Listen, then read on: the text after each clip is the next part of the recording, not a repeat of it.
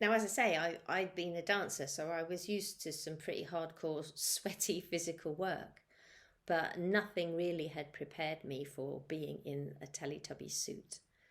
My my kind of stock reply is, if you want to know what it's like, you need to tie half a dozen bags of coal to your head and wrap yourself in hundreds of blankets and blindfolded, go into a sauna and jump up and down for 11 hours a day and look really, really happy about it. Yeah, it was tricky. I mean, if I kind of really reached my arms up, so look, they're out of screen even now, then I could touch my eyes, and it was the same out to the sides for the ears. We saw through the mouths, but they were quite a long way away from our actual faces. So I should be there, shouldn't I? Really? Ooh. And then but in front of the mouth, there was the mechanism that actually worked the mouth machinery.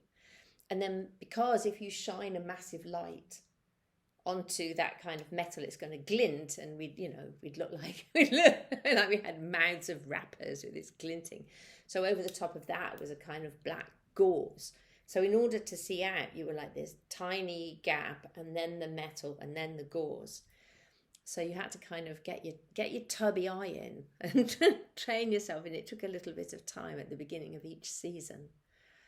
And we were sort of helpless, on the occasions when we'd go sort of flip top heads to get a little bit of air and maybe a drink, and our beloved dressers would come running over the hillside and couldn't hold anything in those kind of giant paws and feed us like lambs.